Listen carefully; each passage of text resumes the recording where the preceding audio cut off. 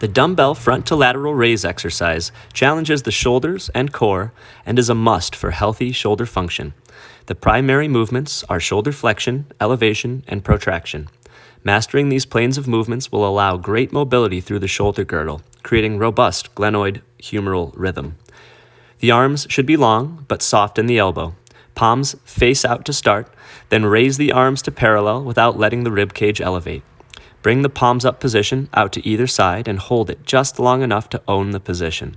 Then bring it back in toward each other, then back down to the sides. If this is easy, before you up the weight, try an unstable surface to kneel on. This will disrupt your center of mass and allow you to make constant, small, subtle adjustments to keep the integrity of this exercise. If this is doable for 8 to 10 reps, try it kneeling on a physio ball. This version is quite challenging and will allow you to hone your mobility skills at a high level. This will translate directly to making subtle shifting shoulder or trunk movements when they come up in a climbing setting.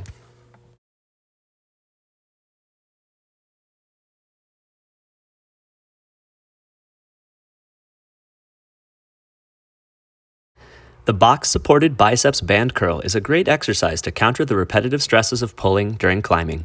This exercise can be done from standing or kneeling, but there needs to be a surface under the humerus so the flexion force at the elbow doesn't create extension at the shoulder. Reach your arms forward until your arms are at full reach. Chest as tall as you take both hands and curl them to your ears. Make sure you go wider than your head, as the combined action of curling the hands toward the ears creates a cinching of the external rotators in protraction. This allows for a strong reinforcement of external rotation to counter the overused internal rotation forces that climbing often produces. By feeding this movement to the system, your body becomes more able to handle the harsh forces brought on through hard climbing.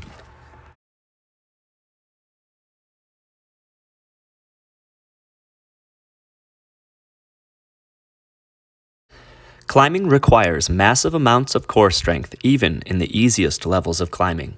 The dead bug barbell chest press gives a new look on a traditional pressing exercise while adding core and hip flexion forces into the mix.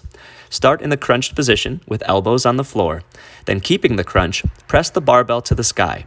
Don't lose the crunch or knee position as you press and drop the bar. The position is a prerequisite to the planching strength exercises and again allows the climber to gain mobility in the elevated and protracted positions.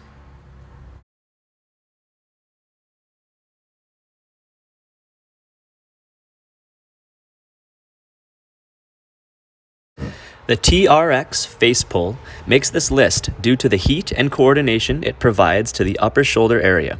By keeping your elbows high as you perform this row, it targets the upper traps and neck muscles to help create a more robust pulling motion. Start standing at an angle with long arms and a straight body.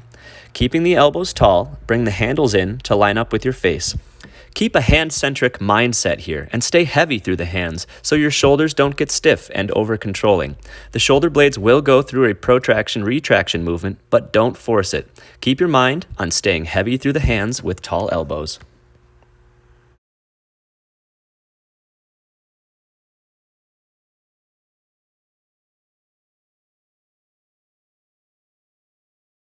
The pistol squat is considered the gold standard of leg exercises for climbers. It mimics on-the-wall movement needed for high stepping and perching. It can be hard to achieve this movement, but once you have it in your repertoire, you will feel the movement gains right away.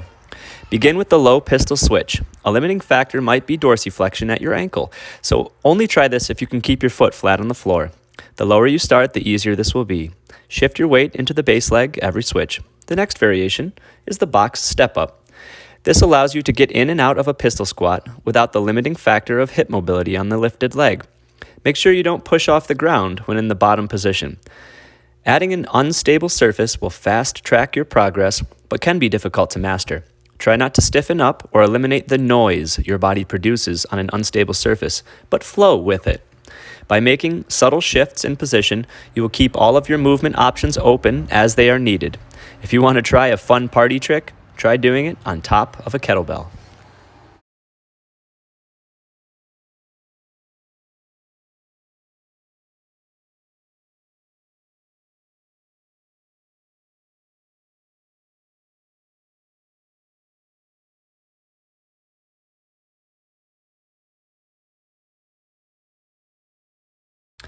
The hamstrings are a super important part of any athlete's body.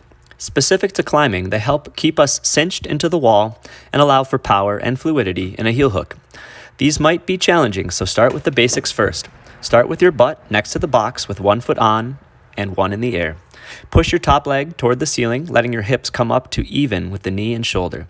Drop the tailbone to the ground, then repeat. In the version with the physio ball, start with a straight leg resting on top of the physio ball, then curl your foot into your butt while reaching the top leg to the ceiling. Keep a straight line from your knee through your shoulders. Due to the flexion forces at the knee without any movement at the hip, we create a large amount of leverage via the posterior chain. The counter-rotational movements needed to keep from spinning are what gives this exercise a place on this list. Learn to control rotation and counter-rotation on one leg, and you will feel instant strength on the wall. I hope you found this video useful. There is much more to strength training than just cranking on pull-ups all day long. Build a solid foundation and your body will be able to do amazing things.